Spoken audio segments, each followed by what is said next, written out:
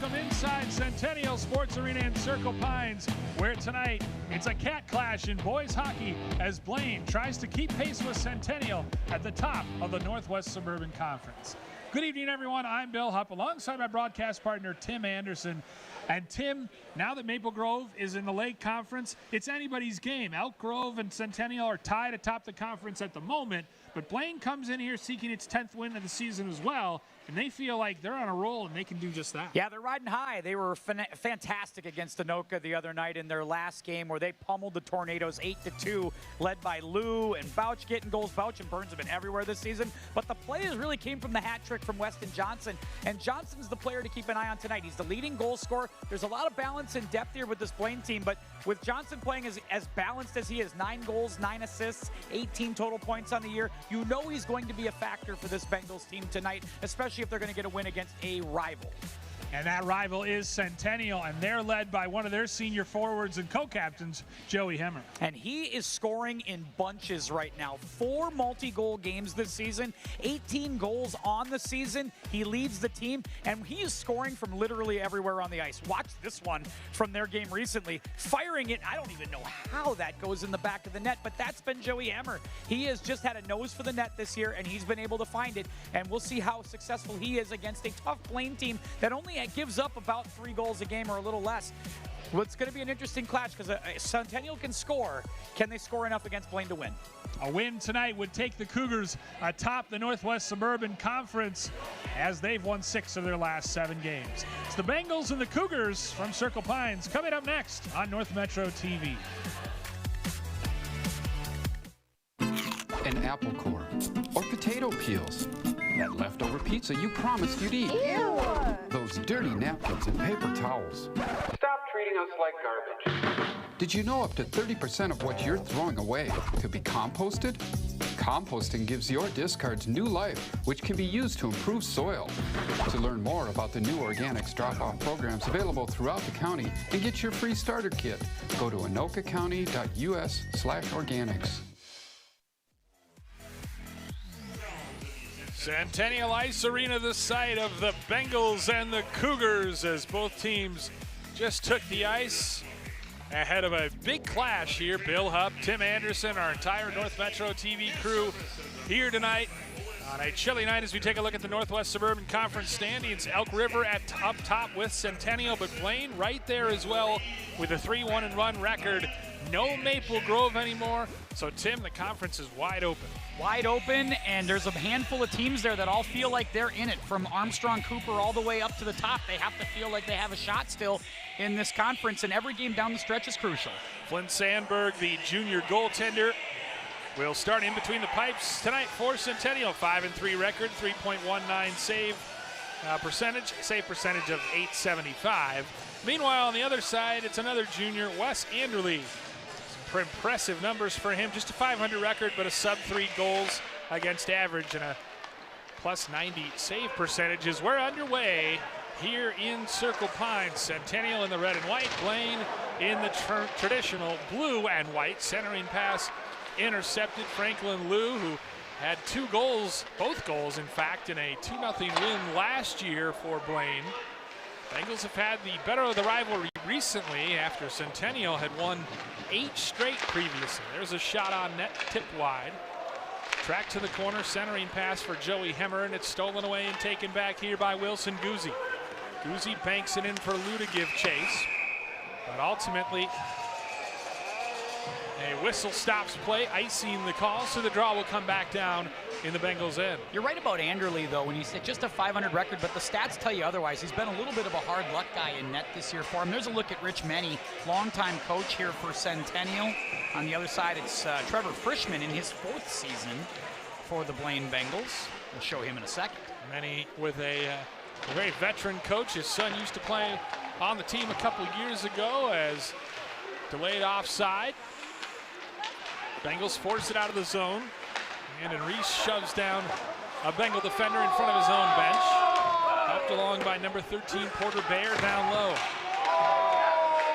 Hitting will be heavy tonight, you would imagine, in this rivalry game, as Drops plays it on ahead for Logan Orlett. He tracks it to the corner. Centennial possesses. The captain goes back outside the right wing. Shot goes wide. Tracked down there by Tanner Fertig, and he'll move it ahead for Cooper Bayer. Bayer speeding down the right wing, gains the zone for Blaine.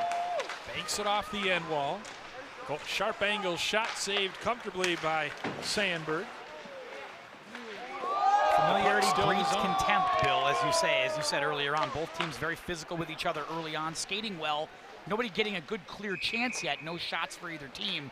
But I expect things to be pushy and a little chippy here tonight between these two teams. Yeah, I guess Sandberg did not make that save because it's not registered on the scoreboard. It's apparently was off the side netting.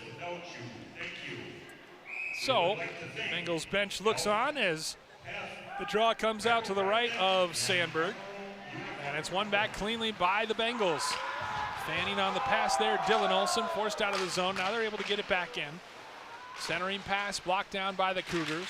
Track to the right half wall. Opportunity here off the post, and the net comes loose, so they'll stop play. But a beautiful turn and shot. One thing I'm quickly there by number 9, Brady Lockman. I'm impressed right now with the way both teams are playing defense against each other. You can tell that these teams have played against each other so much. These players know each other so much that they're on top of it. Not a lot of room on the ice so far for either team. So Lockman, the sophomore forward, moves in to take the draw for Blaine, and he wins it to the right half wall. Played back to the point, and then flipped down low. Centering pass to a cutting Weston Johnson, and it's again knocked off its moorings. Is that the technical term for it, the moorings? Yes. I didn't, I learned that just now. Okay, that's great. Yeah, I've always just said the things that hold the net in place. They have a name as you take a look at well, we Flynn need some Sandberg. new moorings then, because those things come off already a couple of times. Yeah. Goalies can get in trouble. Sometimes they'll knock the goal loose. As the draw once again won back by the goal loose. As the draw once again won back by the Bengals, who have had the early go of it in the circle. Walking the line here, Dylan Olsen, shot on net, loose in front. Good recovery, and then a shot turned and fired, rising all the way. Blaine putting a lot of pressure on this Centennial net in the early going. Bengals skating very physically and keeping this puck controlled inside this Centennial zone, winning all the loose puck battles. Chopped at. Centennial needs a change, long shift, and they ice the puck so they can get 5 fresh skaters on the ice. Early going here at Centennial Ice Arena. Bill Hupp, Tim Anderson here on North Metro TV as you take a look at Cooper Daikawa, one of the senior forwards on this team. Nolan Border rather. As Nick Carls moves in to take the draw for Centennial, and once again Blaine wins it. Franklin Lewis run into by Cooper Hare. It's centered out front, but no one was home. Just a Centennial player. Glove down at the line. Now backhanded ahead. Centennial trying to transition quickly, but good recovery by Franklin Lewis. Lewis skating ahead, gets it ahead to number 11, Nate Walraff. Backhanded shot goes wide. Comes up the far side boards. And they're able to get it out. Hemmer collects it at center ice, then kind of fans on the pass, and Lewis has it. Ridden into the wall by Cooper Hare. Picked up here by Walraff. Wrist shot. Great pad save made by Sandberg. Yeah, right now Blaine feels like they're skating a little harder and a little faster, and everything's happening a little cleaner. Now let's see if Hemmer can turn things around for the Cougars. Hemmer skips past a defender. Bounding puck in the right wing corner, picked up by the Bengals. Puck just not spending too much time down in the Bengals zone right now, as brother of Harper Searles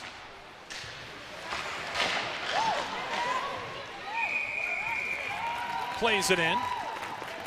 Hemmer usually, again, tries to find the back of the net. That time he had a look in front off a deflection, and he had a look right at the goalkeeper, Anderley. Take a look at this pass. Kind of got deflected, and all of a sudden it's right there on the doorstep for Hemmer, and he almost was able to put it through, but a good job by Anderley to cover up. And Carl's also in there jamming away for Centennial. So the draw will come to the left of Anderley. One back by the Bengals. Dylan Olsen's been heavily involved so far. He skates ahead with it. Flips it to center ice, and then it's dunked back in cross corner. Skating around with it. Pinned to the end boards here. 13 minutes to go. First period. Some good checking right there by the Bengals just to get that puck out of the zone and throw the Centennial Cougars off their rhythm. Trying to get anything set up in front of the net's going to be really hard with the approach the Bengals have taken early. Cooper Bear went back to the point. That shot went wide. Now Bear collects it again. Centered between the rings and a good shot. That shot had some real steam on it by number 22, Grady Bouch. 6 goals and 14 assists. His 20 points leads the team this year. Very balanced scoring group here, this Blaine group. But just a good job, again, transitioning from the forecheck to offense immediately. So Lockman wins the draw back, but it's out of the reach of number 8, Sam Pooter. He'll go D with the pass at his own blue line. Managed to get it ahead to center ice, collected there by Cruz Harper. Harper gains the zone, but offside the call as Lockman was a couple steps ahead. Yeah, and the problem was right there, Harper was trying to get control of the puck. He had to kind of go behind his back to get it, and that kind of threw the speed off there as Lockman couldn't wait any longer. So the first line back out on the ice as Nick Carls moves in to take the draw. Wins it off the near side boards. Mason Hare, brother of Cooper Hare. Now Centennial will try to get something to go. Blaine out shooting the Cougars so far, 4-1. Shot from the point, blocked down by the Bengals. Picked up by Cruz Harper. Harper stick handling into the zone. Jumped off the puck there. Loose in front, shot, and a good save there by Sandberg. Heck of an attempt by Cruz Harper, the senior, who came off the wall, swooped in, tried to finish the rebound, but couldn't. And it's interesting because Sandberg and Quinn Gold have done most of they've been splitting the time in net for Centennial. You wonder if somebody's going to break through and kind of take that job as the season goes on. It might be Sandberg. That's a great save there. Pair of juniors right there, as that was a great play by Pooter.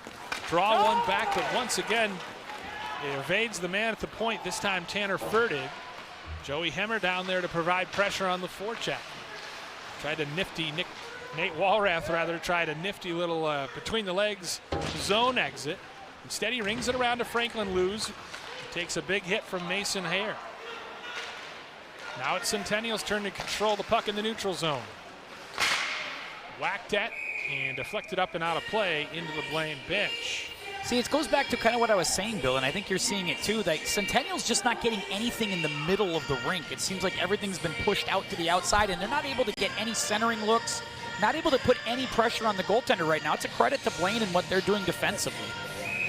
So the draw will come out at center ice. Tied up and won back by Blaine. Picked up, Lou shot. Sandberg makes the save, bounding puck in the slot. Lou recovers. He'll turn and fire a shot. It's deflected up into the protective netting, and the whistle blows.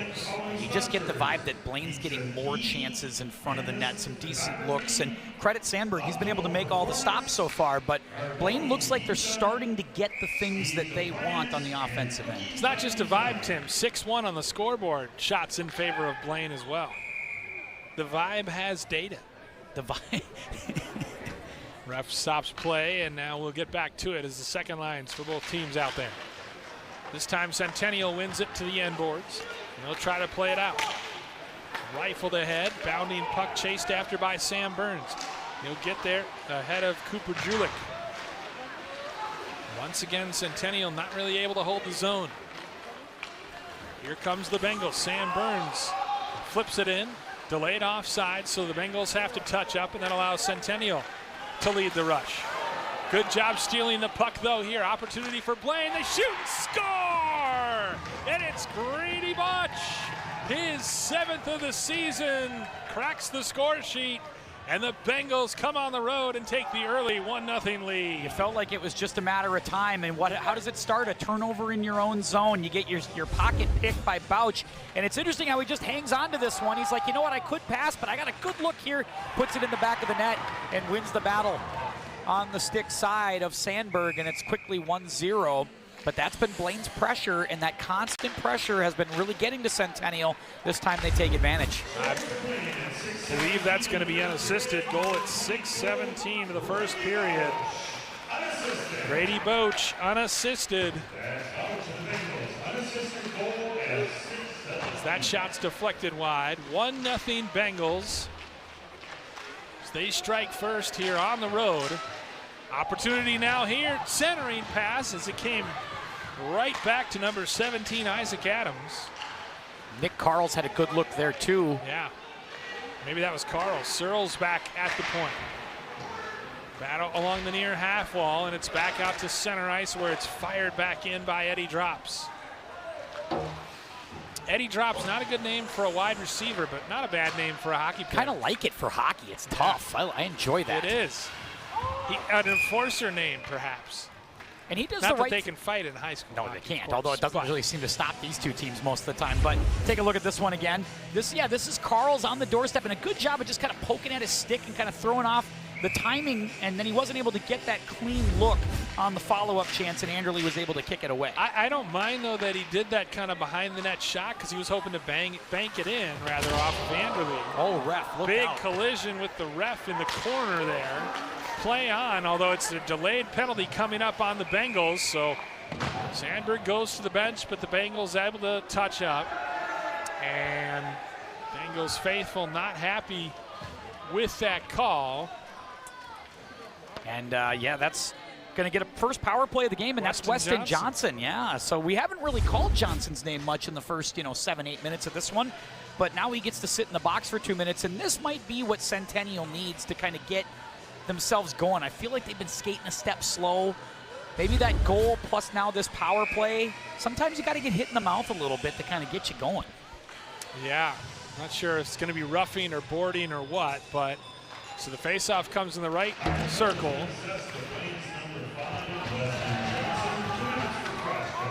Cross-checking the call at 7:27 of the first period. And this is a dangerous game to play, Tim. 36% on the season is Centennial's power play. Blaine, meanwhile, killing off 80% of the penalties they take. So not a bad PK. And the Cougars don't average 5.5 goals for nothing a game. Right. Like they know how to score, and when you give them opportunities like this. Yeah, they can score in bunches. They've put up 9 and 8 in wins recently. They shut out Egan 3-0 on Tuesday night. Now the power play goes to work. Tipped in front by Carl. Save. Banked in by Fertig, and another stop on the doorstep by Anderle. He's faced 3 shots so far on this power play. Now Franklin Lou sweeps it down. And the second penalty kill unit will hop on the ice for Blaine. It's a good start, though, for the Cougars on this penalty. They were able to get a couple good shots on net. Anderle is now starting to feel some pressure in front. Drops it near side for Daikawa. He skates middle. Shares it on the right circle. There's a shot, and it's up and deflected out of play. So we'll get fresh troops on the ice as a great tip in front by Carls. And then Fertig again, goal line extended, trying to just bank it in. I thought they had it there, too. I really thought the Carl shot in front was exactly what they needed. Just kind of fired it into the center mass of the goaltender, Anderle. 44 seconds remaining on the minor. Off the draw, right at Anderle, and he covers up the 5-hole and takes the whistle. 7-5 now, shots in favor of Blaine here in this opening period. Both teams coming with 9 wins on the season, looking to get into double digits as the draws one back to the right point. Skating middle with it, Hare. Shares near side. Good stick in the passing lane by Pooter, and he's able to get it out to center ice. Now you're starting to see Centennial win more face-offs, starting to control the puck a little bit more, not just because it's a power play, but they're starting to skate a little better. Starting to shift towards the Centennial Cougars direction as far as the momentum goes. Caden Johnson over there with Hare battling along the right half wall. Picked up there by Fertig in the corner, and he sends it down in between a pair of Centennial defensemen. That'll allow Blaine to get a line change. And that'll also be the end of the power play. So penalty kill does its job for Blaine. Now Hare dumps it in deep and gives chase. Rung around, nice job by Gavin Cunningham to get there first. He's been an offensive producer lately as well. Guzzi can't get there, picked up behind the net. Oh, and a bad turnover. And now Centennial has it. Sharp angle shot, Cunningham, and it's saved by Anderle, who covers. Cougars almost returned the favor right there. You turn it over in your own zone. You provide opportunities to the other team. That time Cunningham got the look, but a nice job by Anderle to recover and just cut off that angle of the net. You get another look at it right here. Yeah. He tried to reverse. He tried to cycle it to the opposite corner, and he turned it right over.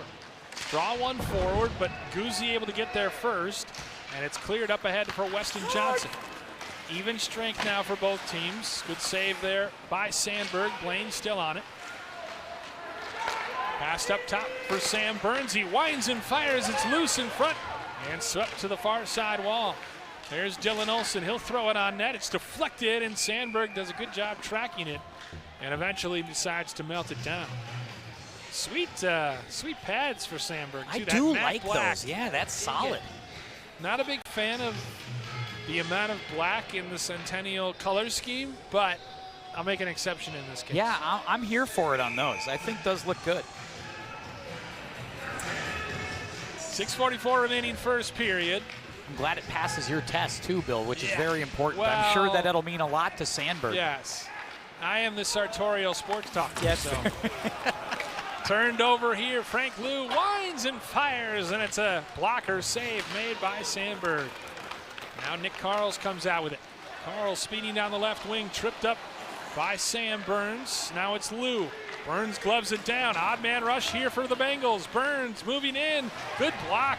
It's loose in front and then swept away. Great diving stop there as Carls tries to transition.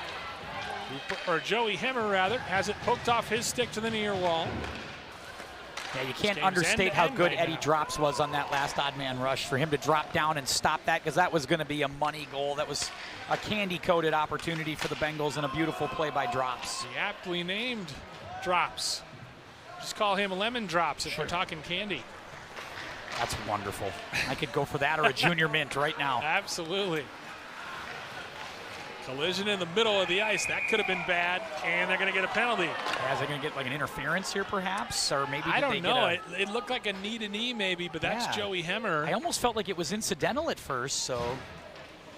As Centennial defending well, trying to prevent this from being a two-goal game. You look at Drops. Got just enough on it on that pass across. Just enough skate to just kind of alter that the other direction. Now a Hemmer in the box. This is Blaine's first opportunity on the power play tonight with 5:42 to go in the first period.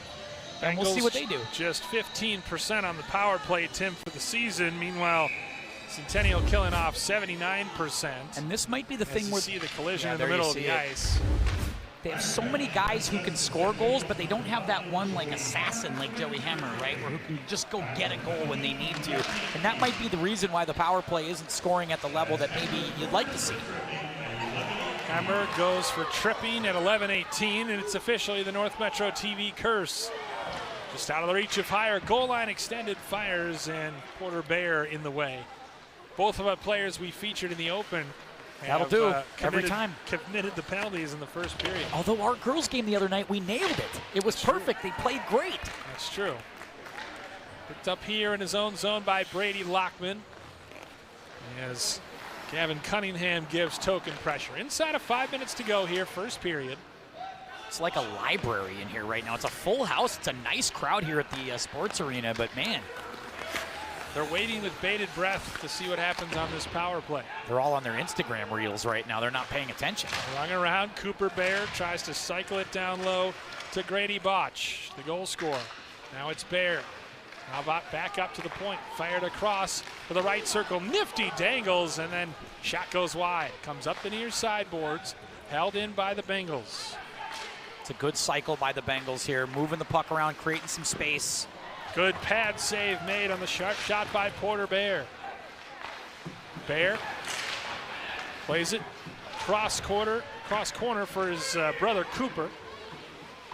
Bengals still control just off the bench. Cruz Harper. Now it's a shot from the middle of the ice by Tanner Ferdig that Anderle gloves and holds on to. 3 shots now on the power play for Blaine. We're starting to get some baby shoves at the end of every play too now, so maybe we're starting to get under each other's skin just a touch. These two teams are not immune from chippiness. No, this is very familiar with one another. Next door neighbors as they are. 23 seconds left on the man advantage for Blaine. I don't like my neighbors very much. Right half wall, the board battle happening. Sharing the puck here. Bayer hits the iron unkind for the Bengals. Centennial catches a bit of luck. Nick Carl's dump and chase to the end boards. Beg your pardon, that's Cooper Daikawa. And they get to full strength, so they've killed off that penalty. That was an absolute laser, I believe, from Cruz Harper. Let's show a replay the next time out. Fantastic audio work by our team.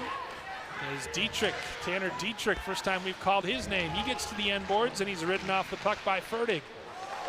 Oh, out into the slot. That slid right through the blue paint. But it's backhanded down by Centennial. And they will, Blaine rather, and they'll gladly take the whistle.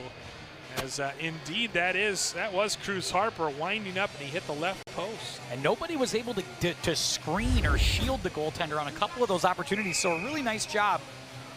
And maybe a little luck too that Flynn Sandberg was able to get a clean look at those and keep the angle away from scoring those goals. Blaine out shooting Centennial 2-1, 12-6 overall. By a 2-1 margin, I should clarify. 3 minutes to go, first period. Opportunity here in between the rings. Hemmer follows up. Good block by Blaine, jamming at it in front. Bengals trying to get it out. Bodies on the ice. And we've got another penalty coming up. And it might be Hemmer again. Oh, man. That's tough. It's hard to score goals when you're in the bin. That is a fact. And who said you weren't a great hockey mind, Tim? Joey Hemmer takes his second penalty in the last 5 minutes. And this one when his team was in the offensive zone. Yeah, and they had some moments in the offensive zone. This is what you want, your rebound opportunities, get those greasy goals. And they had a couple of nice looks there, and then all of a sudden the penalty kills all that momentum. So Blaine gets it back. Goes back on the power play. And you're playing with fire, Scarecrow. Yeah, you're playing with fire here. That's another one right off the post. No, well, maybe Did you think so? Because I thought I heard the sound. I could be wrong. Well, I was talking, so there's every chance I missed it. Isaac Adams, or excuse me, Tanner Fertig firing that one. Franklin Liu, they're getting some good chances on this power play. And I think he batted it in with his hand. Yeah, that's what I think they got there. So 1:31 left on the tripping minor, and again, second tripping minor. And this is a dangerous thing for Centennial. You do not want to be just handing power plays to the Bengals, especially when you're chasing one goal. In games like this, you just don't want to get down 2-3 goals. It's hard to find your way back. Yeah, no question about it, as Franklin Liu leads the rush. Good job defensively there by Isaac Adams, the junior forward who physically shoved him off. He's a big guy at the top of that penalty kill. Out of the reach of Cruz Harper, meanwhile, a mistake for the Bengals. With 2-3 left before our first intermission, faceoff will come back down in the Blaine end. It's a little risk reward, but I like when you're aggressive on the penalty kill, trying to get in passing lanes, instead of letting Blaine come across into your zone and just cycle around. Yeah. Make things uncomfortable. Blaine wins another faceoff. Skating back with it, Cooper Bayer. Bayer, little chip and chase, gets past Mason Hare.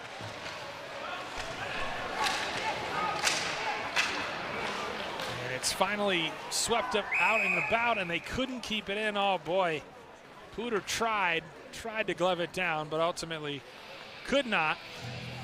And so whistle, face off, come down in the Blaine end. Oh, the offside shouldn't go all the way down here unless they called something else, right? Well, I don't know. I don't know if he called a hand pass. Maybe he did call the hand pass, but it felt like they just called the offside, so they must have called the hand pass.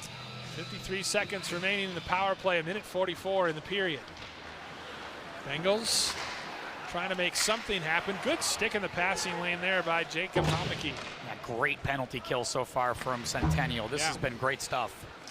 Very aggressive on the forecheck. Hasn't resulted in any shorthand opportunities as Bayer skates through the neutral zone. Gets it ahead here for his brother Porter on the backhand. Porter being ushered to the right wing corner. Down to the end boards. Cooper to Porter Bear. Banked back to Pooter. He flips it on net. Now Cooper Bear. Guy in front, and they shove him down. Penalty, no arm goes up. Instead, Blaine with a chance here. There's a shot that whistles wide. Another potential chance, and another save, follow-up save again. Sandberg making all kinds of stops again. And this time, Hemmer comes back and steals it away. Now a chance for Centennial on the backhand. Fantastic shot by Anderle with the right pad. And now the Bengals. Oh, they're going to get fans apoplectic at the cross check. Is it going to be on the Bengals? I think it's on the Bengals. Yeah, I think they're going to give that right to, looks like number 9, Lockman. Let's take a look. Unbelievable chances here. Pooter was in there. Cooper Bear, and then a chance here on the backhand for Gavin Cunningham, and Anderle made a terrific save. That happens a lot after a penalty's up, right? When you get the full strength, that guy coming out of the box has a chance to maybe get a break at it, especially when everybody for Blaine is down by the net at the end of that power play. All of a sudden, somebody comes out, you get an outlet, and you're running. Fact that may only amuse me or interest me. Shot. Glove down. Blaine has had 2 penalties, both for cross-checking. Great outlet pass. Here comes Sam Burns bearing down, and his shot goes wide. Missed it on the breakaway. 17 seconds remaining. And Centennial's 2 penalties have been both of the tripping variety. 10 seconds remaining. Centennial trying to get one last chance. Drops. Battling for it at the left point. Along with Wilson Guzzi. Nick Carls fires it across, and it'll go up the wall and out of play. But Centennial will have a minute 26 of power play as we begin the second period. Shots 14-8 in favor of Blaine in that first period, and they lead 1-0 as we head to our first intermission here in Circle Pines on North Metro TV.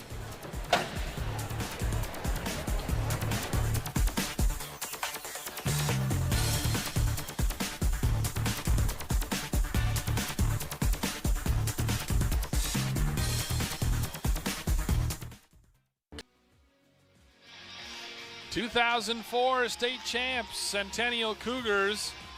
They trail Blaine in this one after 1 period of play as we get set to start the second period. But first, we'll look at first period highlights. And it was all Bengals early on. They outshot Centennial 6-1. Great saves by the goaltender Flynn Sandberg. He made a couple nice ones before they finally cracked the score sheet. Grady Bouch, his 7th of the season. Off the turnover. Centennial had its opportunities as well. They were outshot in the period 14-8, but they had a couple good chances here. Great saves by Anderle. Sandberg, meanwhile, stared down that breakaway. And Tim Anderson, bring you in to this conversation as we take a look at Trevor Frischman, the 4th-year head coach of the Blaine Bengals. His team enjoys a 1-0 lead. I thought Blaine had the better of play in that first period. I did too. I thought that when they were at full strength, I just thought they played better. They had more opportunities. I thought Centennial only really got shots when they were on the power play, which, good for them. They're on the power play to start the period. Exactly. A minute 26 left on this cross-checking minor as Brody Lockman sits in the box, and they'll sweep it ahead off the stick of Dylan Olson. Sharp angle shot on the shorthand, and it's turned aside. Say that 6 times fast. Cunningham wheels back in the neutral zone and goes across the blue line to his defensive partner, Eddie Drops. Into the zone goes Centennial, and then it's flipped out back down into the Centennial end. Early going here, a 15-8 shot advantage in favor of the Bengals as they try to kill off the last 52 seconds of this cross-checking minor, and there's a slip by Landon Reese. Opportunity here for the Bengals, and the shot whistling high and wide off the stick of Porter Bear. That was an incident by Gavin Cunningham. Other end chance here for Cooper Hire, and a good save as it goes back down to the other end, and Sandberg plays it. Very good penalty kill so far by the Bengals. No doubt about that. With speed through the neutral zone, Caden Johnson fires it in and gives chase. On the backhand now, Isaac Adams. He cycles it down low, but a good job tying things up. Finds its way back to drops. Just outside the right circle, he plays catch. Now it's in the middle. Opportunity here, rising in, and that one goes high off the crossbar. What a chance there as Nolan Border rang the iron. I actually thought that was going to be the best look for the Cougars because they were able to successfully shield Anderle in goal there. Watch them get in front, and he was actually the Blaine defenseman who looks like he gets in front of Anderle, but yet somehow they still missed it. Yeah, Sterner blocked things. Nick Carl's in there as well, providing that screen. Just a second left on the power play, so Blaine's penalty kill will be 2 for 2. Now that they're back to full strength, puck slides to the slot, and then it's carried on out by Blaine. Here come the Bengals, 3-on-3 as they enter the zone. That shot ties up Sandberg, but he manages to hang on long enough to get the whistle. They've had a lot of clean looks at Flynn Sandberg. Give him a lot of credit. They've been on the doorstep, and they have been in his kitchen a lot here in this first period and change, and he's been up to the task. 15 saves on 16 shots. Wilson Guzzi wins the draw forward, but Centennial collects. This is Caden Lichter getting some ice time behind his own net. He makes the easy pass, and it's tipped out of the zone and all the way down. Icing called, so we'll do it again back down in the Centennial end. This will be the key here for Centennial in this stretch, Bill, is how well they can play kind of 5-on-5 even strength hockey with Blaine. I really do feel like Blaine's had the better of it when they've been 5-on-5. I'd like to see if that stays that way or if Centennial can make some inroads. Wilson Guzzi moves in against Nick Carls, and Carls takes it, drifts back behind his own net. One of several hockey-playing Carls, many of whom play in college, including at Augsburg. Stolen by Franklin Liu. He chips it ahead and goes off for a change. Walraff gives chase, and now it's picked up by Nolan Border. Border and Hemmer try to play catch. Carl's with it now in the neutral zone. Nearly has his pocket picked by Walraff. Centennial keeps possession, but is forced back, and now they'll charge ahead. Working to the outside, there's a sharp angle shot that's saved as Sam Coleman, or rather Eddie Drops effort. Can't get past Anderle. Banked off the far side boards, a man goes down, but the arms stay down, and so we play on. Comes to the near side corner where it's on the backhand and then cycled down low. Just about 3 minutes gone by here in this second period, still 1-0 Bengals. Skating with it, weaving between the rings, and that shot didn't have much on it from Porter Bear. Carls navigates his way forward, backhanded as Carls rushes towards the net, and it's flipped up but not out. Forced back out to the neutral zone where Hare dumps it in deep and then patrols the center line. Good shift by Siegler, and back on that defensive side, Searles also had a really good defensive sequence in that last few minutes. Porter Bear tipped into the zone, but icing called. So we'll bring it back down to the Blaine end for a face-off to the right of Wesley Anderle. Junior goaltender who splits time with Jackson Julin. Anderle is, I would say, played 75% of the season so far. Draw one by Centennial, back to the point. Good block out there by Cruz Harper. Centennial fights it back in, but we've got a whistle and a stoppage. I think the play is going to be ruled offside. Yeah, it looks like, well, let's see where they line up for the face-off here. Yep, looks like they're going to come right here to the dot. Second line's both out there for each team. Blaine wins the draw this time. Burns up ahead for a Lockman, and then it has it taken away by Cunningham. Driving the net, shot, glove save, and held on to by Sandberg. Seems like that's how Centennial's been able to get their shots, is through these turnovers in the zone by Blaine. That's what's giving them their best looks. They haven't been able to generate it through their own offensive sets. Yeah, it's in transition, not necessarily setting up in the zone. Blaine has certainly had longer zone time as that's tipped out by Weston Johnson right into the path of Lockman. Lockman on the backhand tries to center it. Hare gets in the way. Happens all the time. There, cross ice pass, tic-tac-toe as Cunningham gains the zone. Flip back to the sidewall for Caden Johnson. Johnson loses it. Banked off the near side boards and out to center ice. Cunningham will try to bank it back in for Adams. Played up ahead, left dot shot.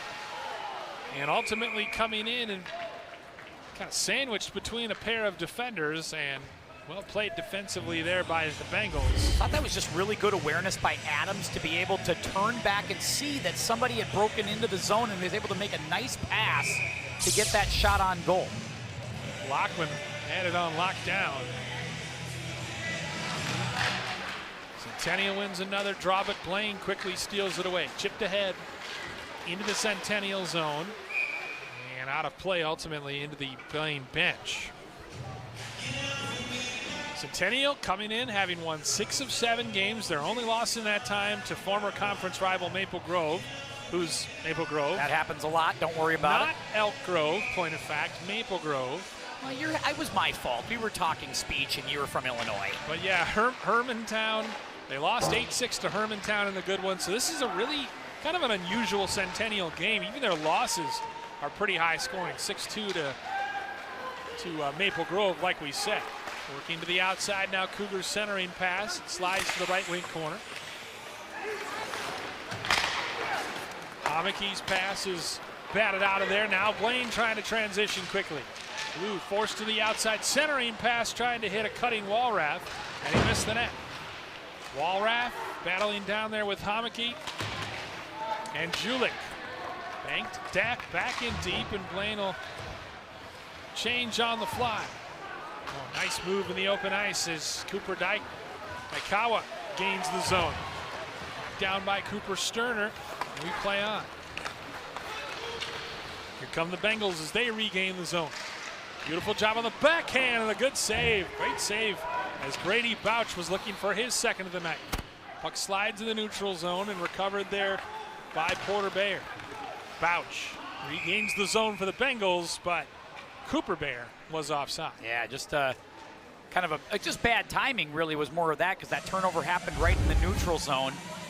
And yeah, you're right. Centennial's not used to playing in a lot of 1-0 games this stage of the game. They're, like I said, coming in, they're averaging 5.5 goals, but they're also giving up almost 4. So they're used to these kind of high-scoring games. It's been a razor-thin margin here so far for the Cougars. Border, Bouch and Nolan Border engaged in a pretty intense battle on the face-off below us. Puck's down in the Centennial end, centering, or Blaine end rather. Centering pass there by Carls, and it's stolen and taken back by the Bengals. And once again, Harper and Boyer not on the same page. That was much closer. I actually thought that one was okay, but not referee on top of that one. So we'll do it again from the neutral zone. 11:02 to go, second period.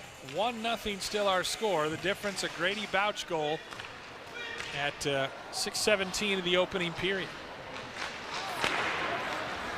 Good leave behind there by Cunningham as Adams banks it in for Cunningham to chase. Centering pass only finds a Blaine stick. Bengals exit, tied up in the neutral zone here by Lichter. Chase to the far wall as Johnson crunches Lichter into the wall. Bounding puck settled here. Adams into the zone, centers, and a good block. Shot doesn't even reach Sandberg. Stick handling outside the right circle. Back up to the point here with Matthew Siegler. We'll ring it around to the near side boards, just outside the right circle. And now taken back by the Bengals. 3-on-2 if they hurry. Nice move there, dropped across as Lockman tried to find it. Lockman tried to find Johnson in front. Ultimately, it's intercepted and flung back down the ice. Tanner Dietrich leaves it here. There's a shot that's always going wide here from Siegler. Siegler on it again on the right half wall. It's crunched into the boards there. Good physicality as Dietrich takes it back in the neutral zone. Goes cross ice with it, and it's banked in. Centennial's turned up the voltage, no question. They're starting to hit, be a little more physical, starting to skate a little harder in this zone. One-timer from the point, blocked down there. That looked like a sore one from Cruz Harper. Cruz with a Z, so you know he's tough. That's tough stuff. Dietrich shot deflected wide by Burns. Comes up the far side boards. Bounding puck settled by Blaine. Cleared but not out. You're right, they have a little jump in their step right now. That shot was deflected and couldn't find the net. This has been the best even strength sustained offense by Centennial. Now an opportunity here. Nate Walraff all alone, ain't on goal, shoots, and a pad save made by Anderle. Sandberg. Excuse me, Sandberg. Gotta give him credit when you get a one-on-one goal. It was almost the perfect call, except it wasn't. Great job by Sandberg to deny Walraff. I believe that's the second time he's not allowed a goal and a breakaway as Hamaki shoots from above the right circle. As we take a look at this replay with Walraff, he had nothing but daylight in front of him and a right pad save. Good job by Flynn Sandberg to keep this a one-goal game. And sometimes you just have to guess right there when you're the goalie, and I think that's exactly what Sandberg did. He just kind of looked at how Walraff was coming in and didn't think he was going to go to the right-hand side, so he just guessed and went left and was able to block it. Carls wins the draw forward, but the Bengals sweep it around and out. Haven't had a penalty in a little while. Icing the call right here. 17-12 shots in favor of the Bengals for the game. But 4 apiece here in this second period. It's been a very even second period, Tim. Yeah, it's been a lot better for Centennial, especially even strength, and we were just talking about it, and then they almost gave up a breakaway goal. But overall, much better from Centennial here in period number 2. Hamaki at center ice goes D-to-D with the pass, and then it's flung cross corner. Banked off the end board. Centering pass intercepted by Cruz Harper. Over to Bouch. Bouch trying to split defenders. Grady Bouch on the backhand. Drives the net, and it's poked away. Well defended there by Hamaki. Centering pass cut out. Here comes Border down the right wing. Border plays it across. Great skate in the passing lane there by Tanner Fertig. Back to the high slot, spinning with it.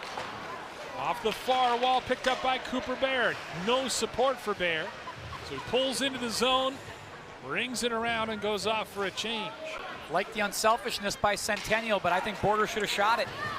Now on the backhand, a chance here for Centennial. They tie it! Caden Johnson is 9th of the season. 1-1 our score. A terrific pass ahead and a great individual effort. Sometimes you just got to stuff it in there, and that's what Johnson did.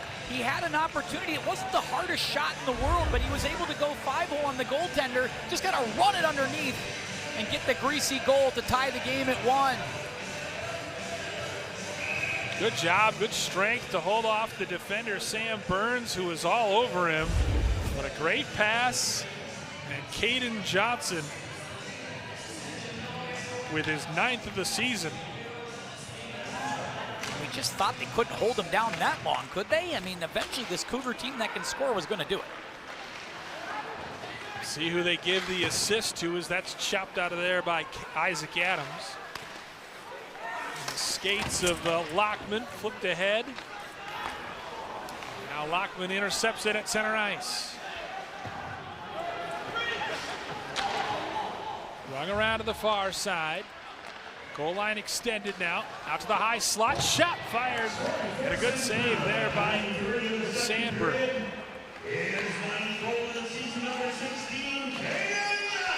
Blaine holds and possesses out to the right point.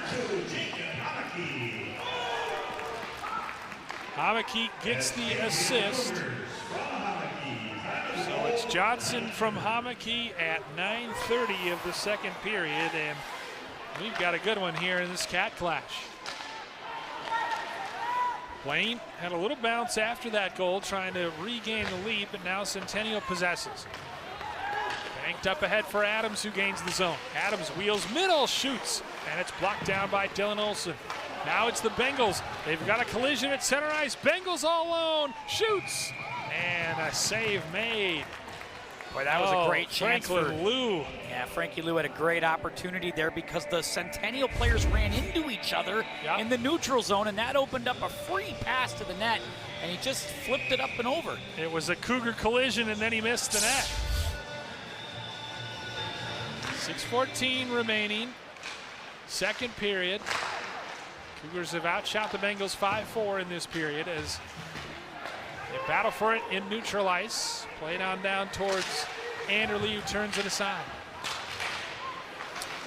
On the backhand, Dietrich tries to play it back to the point, but it's stolen away. You're right, they are being the more physical team through the neutral zone is Centennial. It's really the exact opposite of period one, Bill. Really, I mean, Blaine did all of this in period one, and now Centennial looks like they're taking it to him. Oh, bad turnover, though, here in the right circle. Shot. Oh, and that had to be a great reaction save by Anderle. I don't know how Frankie Luke got that off with such little room. And I don't even know how Sandberg saw it, because it looked like he was being screened nicely in front of the net. He was just able to pop his hand up and get the nice glove save. Poetry in motion from Sandberg as he had bodies in front in the form of Nate Walrath. He's been impressive tonight. I think he's had to make some really tough saves, but he has answered the call. No doubt. Tipped ahead. 2-on-1 now for Centennial. Wrist shot goes wide. It comes up the near side boards and all the way out. Hare flips it cross corner where Steger collects. Pass intercepted at the blue line. Now it's Centennial's turn to gain the zone with speed. Sharp angle shot, easy pad save made. Back and forth these two teams go. Breathless action here in the second period. Bouch put on the brakes and then was stapled to the wall. Bounding puck. Homeke gets there first. The Bear boys battling down there. And now what are we happening here? Oh, they whistle? What are they doing? Okay, now we get a stop here, because I think teams were confused as to what was happening. Consider this broadcaster confused as to what was happening. Yeah, I was like, we're supposed to touch the puck here, right, guys? Well, I wasn't sure if one was trying to avoid an icing or a delayed penalty or something. Yeah, it was so bizarre We there. have not had a penalty in the second period. Famous last words, still 4 minutes and 37 seconds to go before our second intermission. Face off in the left circle of the Blaine end. One back by the Bengals. Around the boards and out, tipped out by Weston Johnson. Johnson controls. Good job by Adams to come back on the forecheck, back check it off of him. Banked into the zone. Delayed offside coming up. So Centennial has to check up. It allows Blaine to regroup. Shared near side for Sam Burns. Sandberg out of his net, kind of fumbles it a little bit. Defensively able to recover. Then it bounds over the stick of a Blaine defender. Cunningham with all kinds of pressure. This is Johnson at center ice. Flips it up ahead. Cunningham skates onto it. Cunningham with some speed to the front of the net. Good save by Anderle. You could watch him shift right out of the next gear there. That was so impressive. Like a 68 Shelby Cobra. Good pad save made on the other end by Sandberg. You can't afford that car. How do you know? I just named the oldest and coolest car I could think of. Hey, there was once one of the early Ford models was the Hutmobile. That would be the Model T, but it went 25 miles an hour. But yeah, it wasn't a sports car. It was slow but dependable. Drops, tied up along the near side boards at center ice with Walrath, but Blaine able to force it in deep. Walrath gives chase and collides with Dietrich. You could easily beat the AMC Pacer, I'm sure. Back to the left point. Now you've lost. Deflected up and out of play by Julik with just under 3 minutes to go here in the second. Yeah, Blaine just trying to find a little something here in these last 2.5 minutes. You can tell that they've kind of been skating more defensively. They've been on their heels a little bit more. Centennial senses it. That goal was really what they needed to feel like, all right, we're in this thing. Now let's turn up the heat on this Blaine team. Blaine won 6-2 in their first matchup back in December. It's going to be a different one tonight. Blaine has won the last couple, including 2-0 last year where Frankie Lou scored both goals as a junior. Up along for Border. Tries to get it ahead to a speeding Joey Hemmer, but icing is the call. Like you said, both of these teams in the top 4 of the Northwest Suburban Conference. The only thing separating Centennial and Elk River is that Elk River's 5-0 and Centennial's 5-1. One player we want to take a look on here would be Hemmer, because we haven't really seen much of him outside of the 2 penalties tonight. He hasn't had a lot of the great looks. They've done a nice job of bottling him up, have the Bengals. Yeah, the only thing he's really done is commit a pair of tripping penalties in the first period. Off the draw, Centennial carries it out. They hold at the line. And Hare wires it in. Into the right wing corner, centering pass. Hemmer tried to go between the legs looking for Carls. Instead, it's up ahead. Good job defensively to come across, and I believe the play has been ruled offside. I think we've seen that with Blaine 3 or 4 times tonight. I think Blaine is spending, a little too much time just trying to break away. In that time, it's 1-on-2. You don't even have the numbers. So let's try to reset and find something that works instead of just jamming it in. I'd rather just dump and chase at that point instead of running into 2 straight Cougar defenders. Cunningham looking for Adams. It's off his stick, and at the blue line, Blaine banks it in. And offside, or excuse me, icing is the call. It's been a kind of a stop-start second period here. But you're right, no penalties though in this second period, and when you have 2 teams like this that like to play physical, that like to get after each other, to have no penalties in this period is kind of surprising, considering we had 4 in the first. Yeah, teams have been on their best behavior. Take a look at Wes Anderle.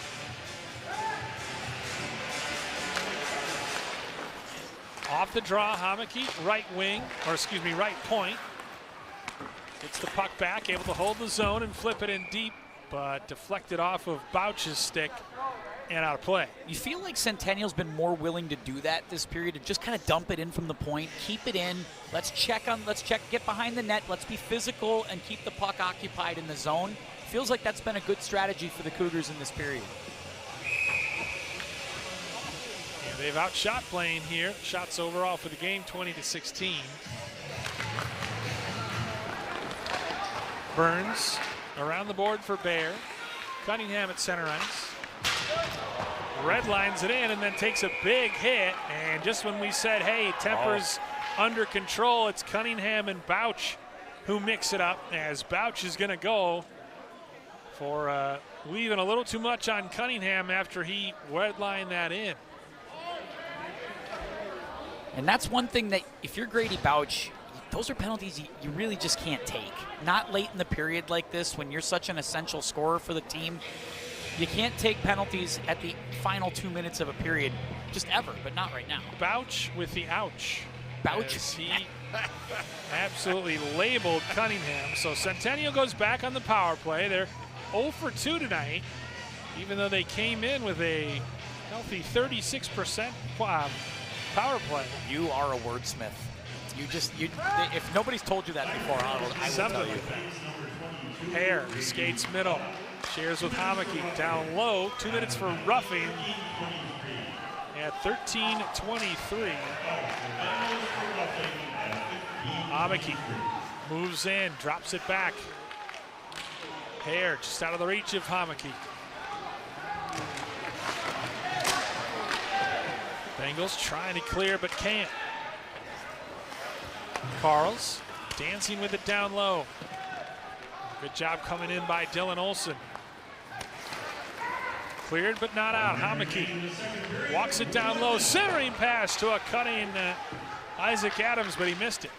Still possessed by Centennial. Carls walks forward and he missed the net on that shot. Carls in front again, and this time the net has been knocked off. It's Moorings. It's Moorings. Hey, there we go. What do we have for him, Johnny? I get a toaster and a Cuisinart. Setting up the broadcast partner as Carls with a couple chances, and he really tried to use the screen and kind of no-look the goalie right there. I thought he did a couple of really nice stick handling moves. He went behind a defender on one of them, and he had a couple clean opportunities. Blaine's got to get moving on this penalty kill and get this thing out of there. 1:09 left, so once again, Centennial will start a period on the power play as Hare fires in a comfortable pad save made by Anderle. Still in the possession of the Cougars, thrown off the back of the end boards and then the back of the net, and then it's underneath. Cunningham sticking all the way down. That's a tough one for Cunningham, but they can reset here for maybe one more look with 25 to go in the period. That 22-second difference between penalty clock and game clock. Into the zone, Hammer fires, always rising. Lively end boards made that interesting. 10 seconds to go. Bodies on the ice. Blaine fans want a penalty, none coming. Cunningham comes toward it. And a late now whistle. Maybe there will be a penalty. 3 seconds to go in the period. As looks like Daikawa. Oh, right there, those two guys. Ooh. Yeah. So that might be coincidental And minors. Sterner, yeah, that is going to be coincidental minors. And they're continuing to jaw in the penalty box. Have a cold one, boys. Not literally a cold one, a Gatorade. I don't think they're exchanging phone numbers for later or anything like that. Rich Menny, meanwhile, is talking to his team, taking this opportunity to give a little instruction. 3 seconds left in the period, 1-1 our score. The difference in the penalty kills, Centennial more aggressive on their penalty kills, taking pucks away. Blaine has been content to play backwards. And they've got a very calm goalie in between the pipes. Draw one by Blaine. They'll just pin it up against the wall and take the buzzer. An entertaining second period, back and forth. Very evenly played. Shots for the game now 20-18 after Centennial outshot Blaine 10-7 in that second period. Centennial ties it up. We'll head to the third period. Tied at 1 here in this Cat Clash on North Metro TV.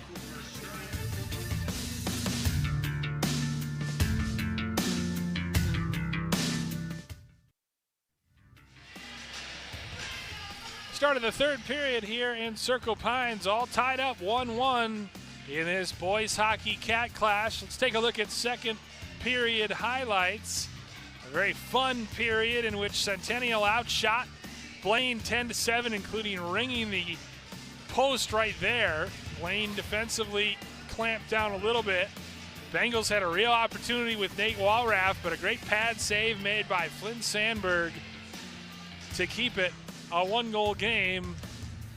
And then Centennial able to tie it up. Great individual effort by Caden Johnson on the backhand to go 5-hole and knot us at 1. Centennial, just like the second period, starts on the power play here in the third period. Rich Menny and his team try to defend home ice and win their 10th game of the season and actually move into first place, depending on how Elk River did tonight. Now potential 2-on-1 here for the Bengals as they gain the zone. Shot in the glove of Sandberg and held on to with just 2 seconds left on the power play. A shorthanded opportunity there for Wilson Guzzi. And that'll pretty much kill this power play. There's only 2 seconds left on it. That'll get the Bengals back to full strength. And you want to see if they can kind of find the magic that they had in period number 1, where they were really able to control play when it was 5-on-5. 0 for 3. And, each team 3 for 3 on the kill tonight. Both goals coming even strength as that's wired in cross corner. Guzzi on the backhand. Good strength there by Border to get it in deep. Off the end of the net. Whistled past by Hare. There's a loose stick on the ice. Ain't able to get it out. Frankie Liu tries to go right down Broadway. Shot and a good save. Good job coming out and meeting that by Sandberg. 3-on-2. Oh, excellently played there by Pooter. Now Liu with a chance, and that's deflected up in the air. Blocker save and a big hit leveled by Nate Walraff, and they score! The Walraff hit led to a turnover, and the Bengals take a lead a minute 13 into this third period. And you were worried about that with that one getting such a high deflection off of Sandberg. It was just up and waiting, and somebody was going to get hit. What it led to was a loose puck inside the Centennial zone, and it came right to, look at that right there. Pooter fired it inside the right post. A great goal, 1:13 into the period. 2-1 our score now. Blaine wins the draw. That's deflected to the corner. Now the bounding puck controlled. Good back check up to Johnson as he drives the net. Pad save made. For goal, Pooter number 2 on the season. Walraff and Lou get the assist. Helper number 7 for Walraff and number 10 for Lou. At time of the goal, 1:13. And Blaine is the one with the early jump coming out of the intermission. Yeah, it gives you a nice boost when you can come out and get a quick opportunity like that. And that's all by putting shots on net and challenging the keeper. That's what they did right there, and it worked. Gave them a follow-up chance. Diagonal dump in by Blaine, right wing corner. Centered in front, great pad save made by Sandberg. Didn't know where it was. The bounding puck now behind the goal. Centered out in front, good shot block. Off the attempt by Burns, and finally, Centennial just tries to get it out. Anywhere will do as the whistle blows, and each team will put fresh skaters on the ice, but what a chance all alone in front. I believe that was Cruz Harper on the doorstep. Some grade A chances so far in this period, Tim. You really have to give credit to Blaine for doing what they're doing. I thought that one in front was going to go in for sure. Great job by Sandberg to recover to make that save, because that could have been curtains if they got down 2 goals here. That was a really big play by the goaltender, Sandberg, but Blaine has definitely turned up the heat yet again. 6 shots in the first 2.5 minutes of the period for the Bengals, so pucks on net, says Trevor Frischman. Collision in the neutral zone. Bench wanted a trip, none coming. Dietrich tied up with Sam Burns as they go to the end boards, and Burns with a big hit. Yeah, the hitting is picked up a little here too, and you're going to see Centennial's urgency. They know how much is at stake, especially trailing now. Working to the outside, Harper. He wheels into the zone and pulls up. Snaps a shot from the left dot, and it's saved to the end boards. Rung around and out. And now weaving with it, Border into the zone. He'll fire a shot from above the right circle and chase it. Another good save. Olsen moves it ahead, carrying now Border into the zone, or rather that's Harper at center ice. Tipped in where it'll be chased around the wall to Hemmer. He loses it, bad place. Hemmer dives after it, open net on the side, and they missed it. Oh, Nate Walraff with a glorious chance to make it 3-1. Turnovers in your own zone will get you every time. Bengals taking advantage of those things. Icing waved off. Centennial able to get it out as Hemmer gets it to Carls. He avoids a check. Walraff behind his own net. Up the wall, Searles keeps it in. Carls has his pocket picked by Fertig.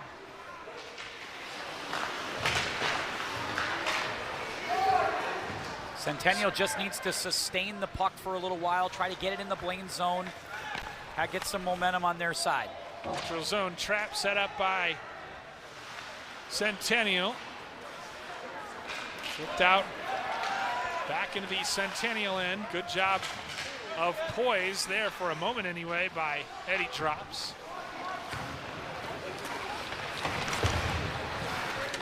Searles pinned to the wall. Fights it off and manages to get it over to Carl. He goes side to side with it. Centering pass for Searles. Cycled down low. Picked up there by Dylan Olsen. On the backhand, and that one just went past the left post. Really good chance by Centennial. 27-21 now in favor of the Bengals, dipping the shoulder and getting to the front of the net. Boyd Bayer, centering pass. We've got a delayed penalty coming up. And it'll be Blaine back on the power play with a chance to increase its lead. Yeah, they're going to get number 16, Caden Johnson, right there on that hit from behind.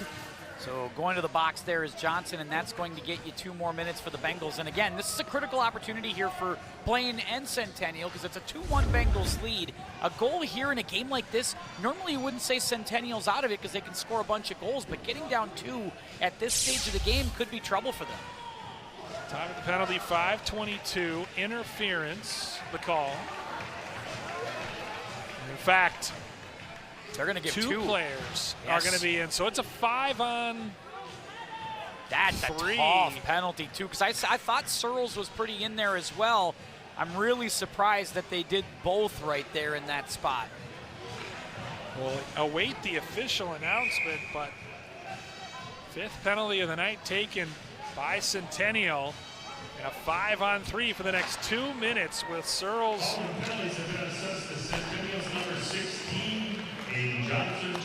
Down low, goal line extended. Play catch with it. Kellen Searles. 2 minutes for hooking. So hooking and interference as Blaine, some target practice now. 5-on-3. Really packed in tight. There's a shot and a score! The Bengals take 28 seconds to punish Centennial, and they take advantage of the 5-on-3. It's Tanner Fertig, goal number 4 of the season. Yeah, you can't give good teams chances on 5-on-3 because they will make you pay for it. You could see, just like you said, Blaine was just kind of playing with their food there on the power play, just moving it back and forth, waiting for the right chance, and then it just opened up. And sure enough, they were able to put it away. That was a nice shot by Fertig. And they still get a power play at 5-on-4, so this is still trouble for Centennial. Yeah, 1 penalty releases, but not both, so Searles remains in the box. As the 2 teams wait to sort things out. Rich Minnie is talking to both officials, both referees. Clearly displeased with something. Doesn't have a lot of nice things to say, maybe about that 5-on-3. Maybe asking how their Christmas was. I don't think it was quite that pleasant. We'll see who gets the assist. Johnson and Harper, the assists on that Fertig goal on the power play. Still a minute 12 left on the Searles minor for hooking. So Blaine with a chance to really crack this open. 10:42 remaining in the hockey game, 3-1. They do say, Tim, that this is the most dangerous lead in hockey, the 2-goal lead. The 2-goal lead is a little bit dangerous, right? I mean, you don't want to set back if you're Blaine. This is why being on the power play is still good, because you can turn up the heat and still try to score on a power play. 1 to the end boards by the Bengals, who have now widened their shots lead to 7 for what it's worth. Cross-ice pass as they regain the zone and slam on the brakes. Fed back to the point. Center point, tic-tac-toe passing for the Bengals. Bayer goes back to Cooter. 1-timer and a good save. Could be even worse if not for the excellent play of Sandberg. No question. Goal line extended, trying to feed Porter Bayer on the far side, and the goal has been knocked off its things. I prefer things. I don't know. I just think it's easier to remember. But excellent opportunities. Talk about some grade A chances. Blaine has certainly had those in this period. And this is why I think if you're Blaine, you stay aggressive, because I don't think you want to think 2 goals is safe, because 10 minutes is still a lot of time. And there's a lot that can change. Score. Yes, there's a lot that can change.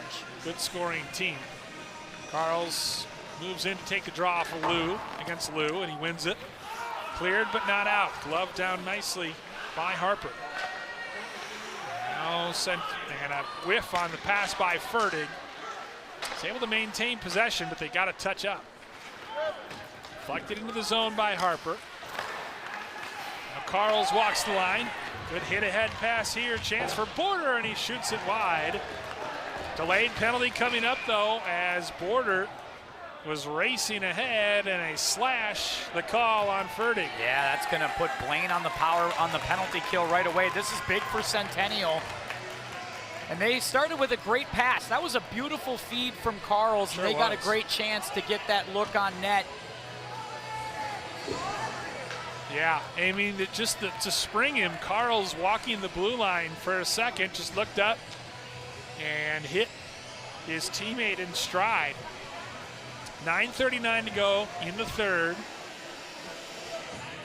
It'll be 4-on-4 for literally a second. 1 second. And then Centennial will have the power play as Rich Minnie wants to talk to the ref. And he's got 5 guys on the ice right now, so he's going to have to jettison one of them and figure this out. Well, English major, you know, it works for me. It's like you're a speech coach or something. Speech coach, English teacher, you know, we do it all. Hockey announcer, hanging out with you, it's a good time. That's right, that's right. So, one of those players has been jettisoned. He awaits on the boards to hop on the ice. Carls moves in to take the face against Guzzi.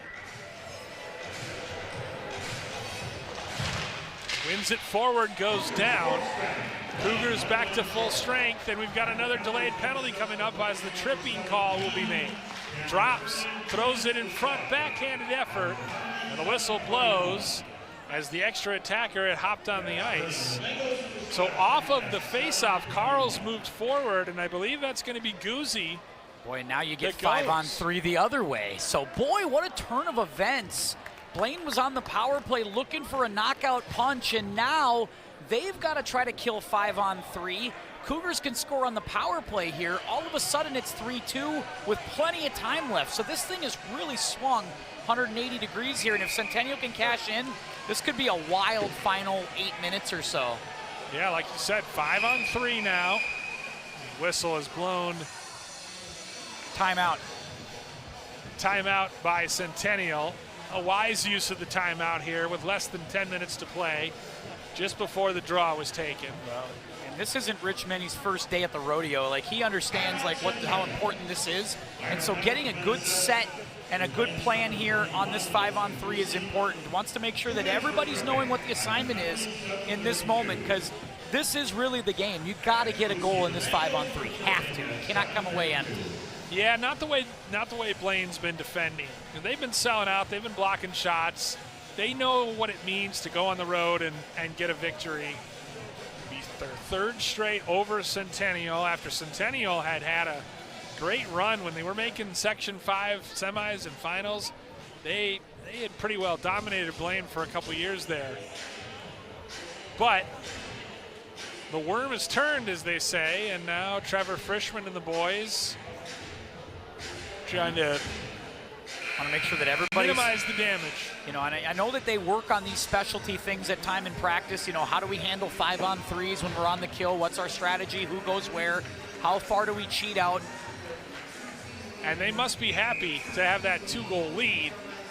Even if they did concede one on this power play, they'd still be in the lead as Cunningham shares it near side for Hare. Hare above the left circle for Cunningham. They play catch. Down low, Carls back up top, Cunningham. One-timer, they score! An absolute laser by Caden Johnson. His second of the game cuts the lead to 1. That's what you do in the 5-on-3, and I know that Sam Burns wasn't happy about something. Maybe he thought he got held or something in front of the net. But a great job cycling the puck by Centennial. And now we've got a 1-goal game and still almost a full power play with 1:44 left to go. This is almost an exact flip of what happened with Blaine earlier. Beautifully worked from Carls to Cunningham. And they just shifted it aside. That's the Ovechkin shooting spot. And he made no mistake on the power play.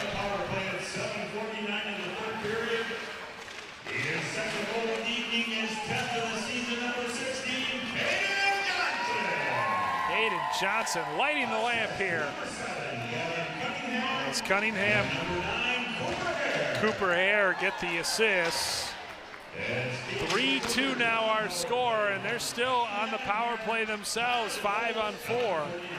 7:49, so a pair of power play goals here back-to-back for both teams have made things exciting for this last 8.5 minutes. Yeah, what a swing. It was 1-1 after the second period, and you thought Blaine coming out getting 2 goals quickly in this period, that was going to be it.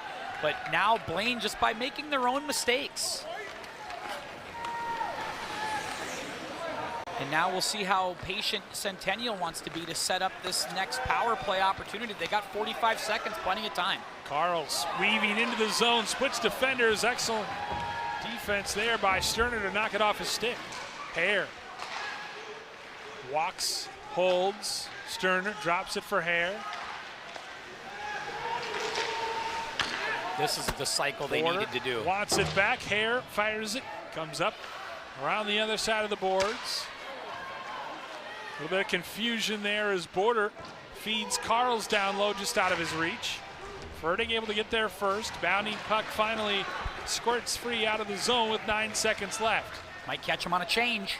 Hare work to the outside by Burns. Carls in front, and he lost it, and a good job by Sterner to clear it. Yeah, that was a big one because Carls was right there looking to get a shot. Sterner just got the stick in the right place, and they were able to get a clear and end that power play. Now Blaine's got to settle down with a 3-2 lead and 7 minutes to play here in the third period. Backhanded in deep.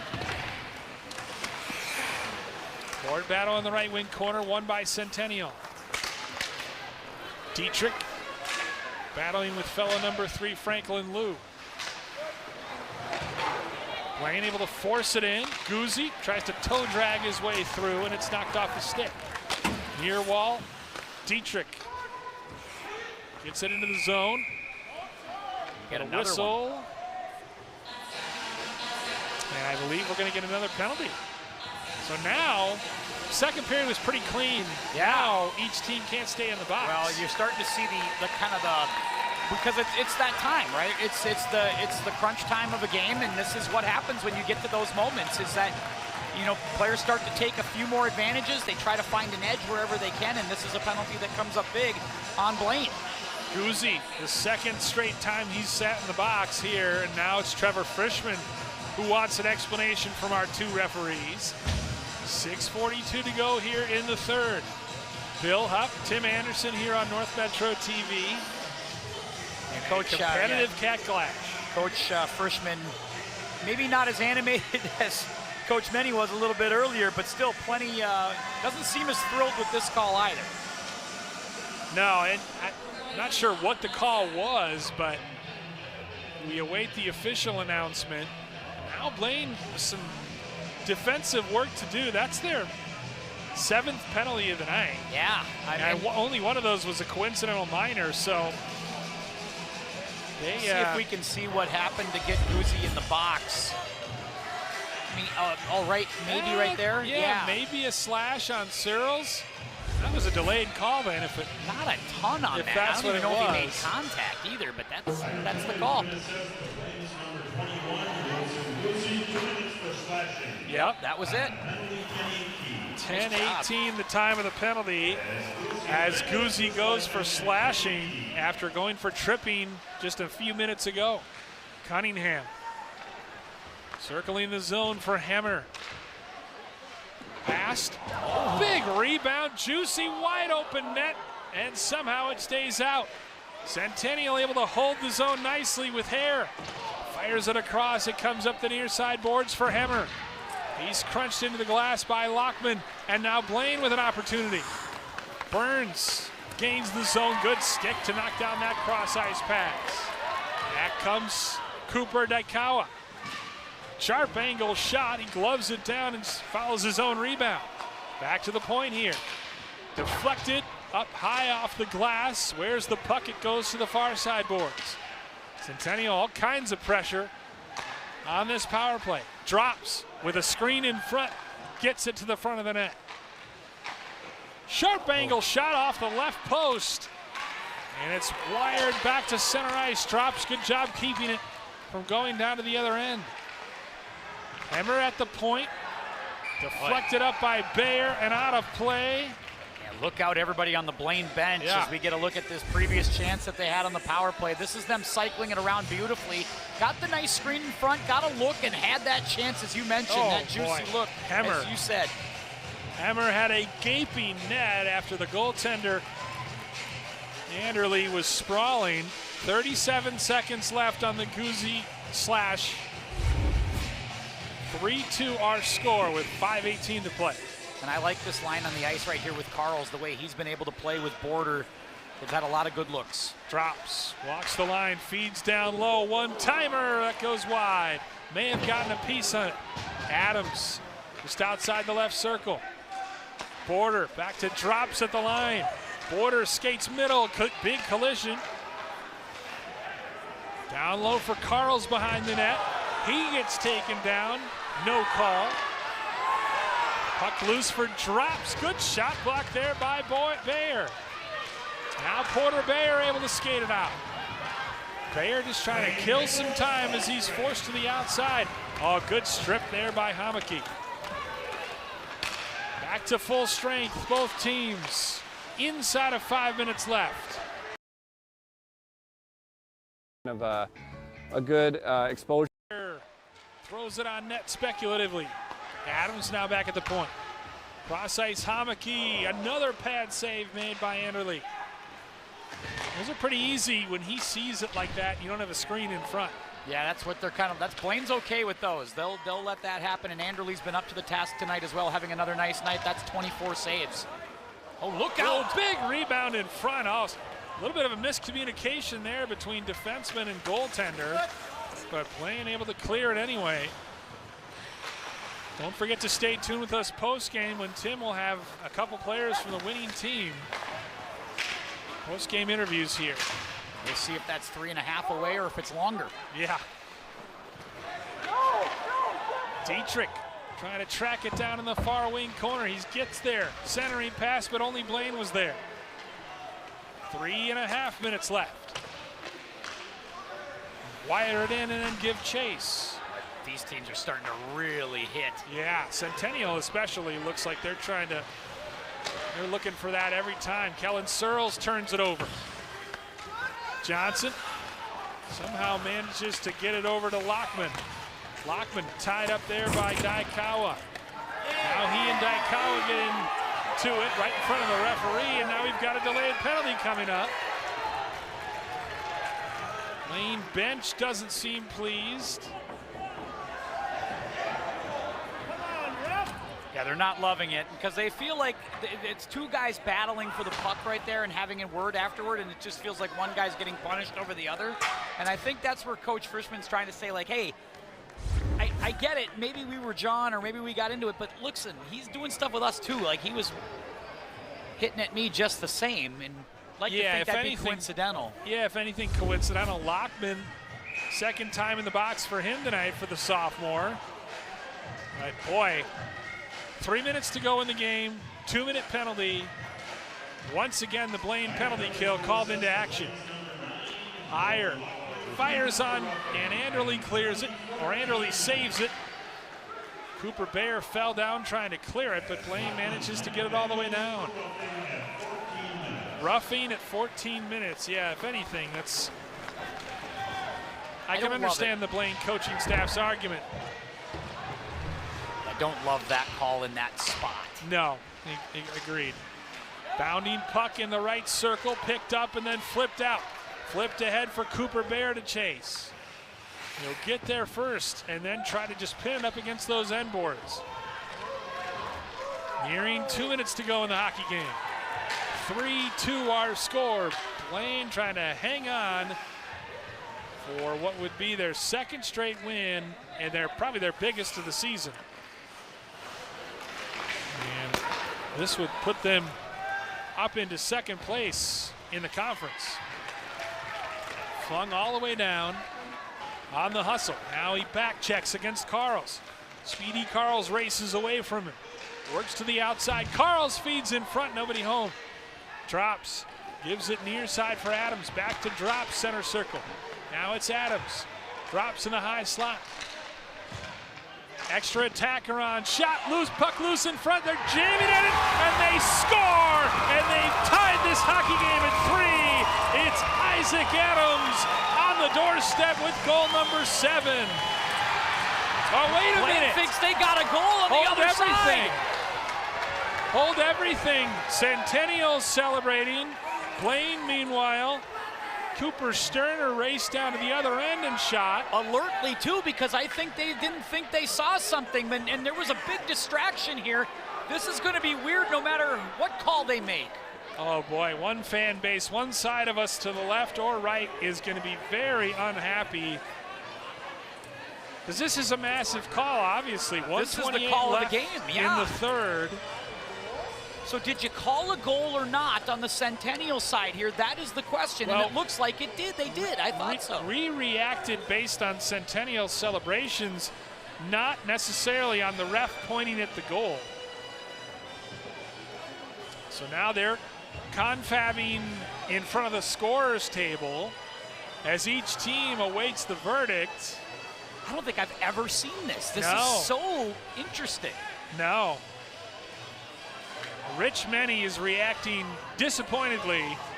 But boy, to give the goal to Blaine here would be unbelievable. And you'd have to, right? If you didn't, if you hadn't blown the play dead and you didn't award a goal to Centennial. If that's a live puck, then Blaine has to get the goal, Yeah. Rich Menny. So they're playing Chelsea Dagger, and the play continued. Rich Menny, obviously very disappointed. Trevor Frischman. But he's trying to also say, like, hey, but my players are completely distracted by music, by sound, and nobody's blowing the play dead. Like, what's happening here? I mean, credit to his players. They played until the whistle. Now the question is, did a whistle ever blow? It doesn't sound like they did because the Blaine players reacted accordingly. Again, credit Sterner. Let's take another look at this.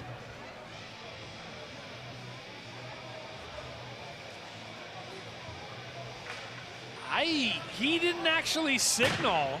Yeah, he didn't signal and the a captain goal. On the far side. He's not reacting. Yeah, everybody's celebrating except the captain.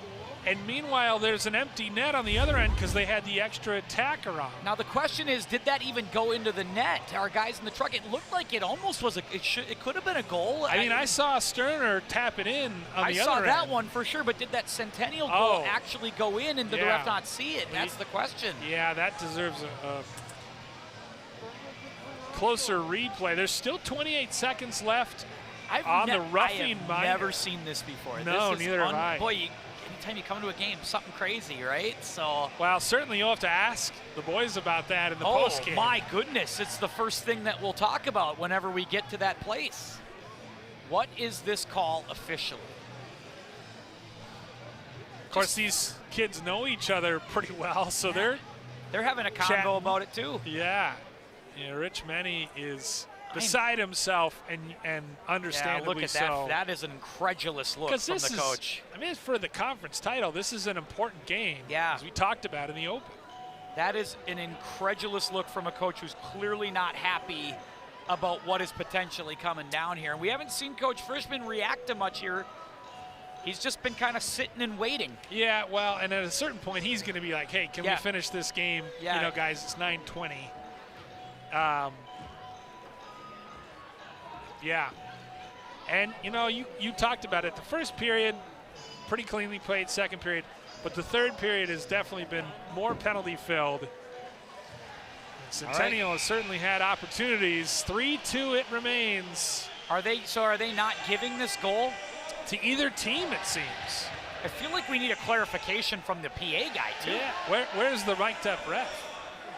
All right, so 1:28 left. 28 seconds left on the power play. Centennial with another crack at it, trailing by a goal. Hare into the zone, wheels with it, feeds it across. Good stick in the passing lane there by Guzzi. Sharp angle shot blocked. Guzzi goes down. He blocks the shot, loose in the slot. Gets punched to the corner. Hemmer cycles it down low. 1 minute to go in the game. Hare passes it across. Bengals are back to full strength. Hare, center circle, throws it in front, and Anderle covers. 47.6 seconds left. The net is empty, so the extra attacker is on for Centennial.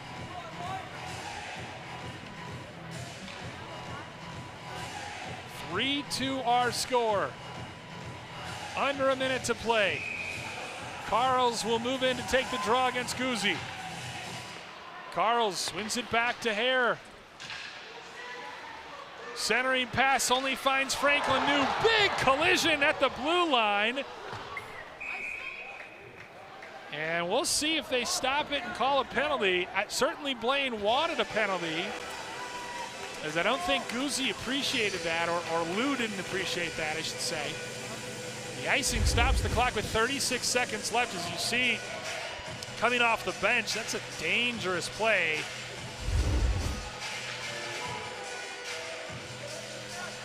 Tensions running high here at Centennial Ice Arena. Shots 28-26 in favor of the Bengals.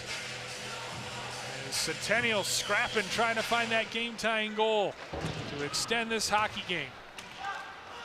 Hammer plays it across. Time running short. 28 seconds left. Hammer with 26 seconds. Down the left wing. Passes it ahead to Cunningham. Cunningham weaving into the zone, and we've got an offside. Delayed offside as he and Border couldn't get on the same page. Border was kind of trying to walk the line, giving him a bit of a screen. So the faceoff will take place in the neutral zone in front of the Blaine bench. Shots in this period 8-8. Banked off the boards and all the way down, another icing. Yeah, 8-8. My calculations are correct, so been about as entertaining and wild a third period as you could have asked for between two teams each seeking their 10th win of the season. 15 seconds left. Carls wins it forward, but Blaine sweeps it down. We'll do it again. Third straight icing for Blaine. Stay tuned once again for Tim Anderson's post-game interviews with two members of the winning team as Trevor Frischman looks on. 11 seconds left. Extra attacker on the ice. This time, it's Border who can't win the draw. Rung around. Carls digs it out of the corner. It's trapped up against the wall, and the Bengals are going to hang on.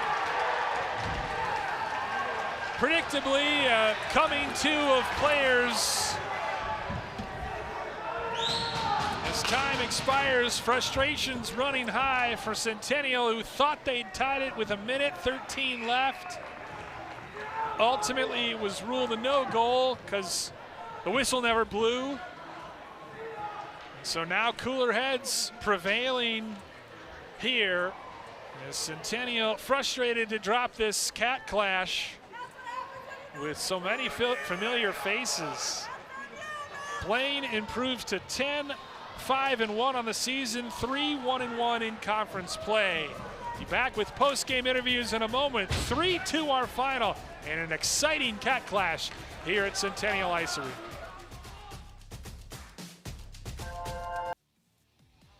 Blaine scores twice in the third period to hang on for an exciting 3-2 victory over Centennial on the road.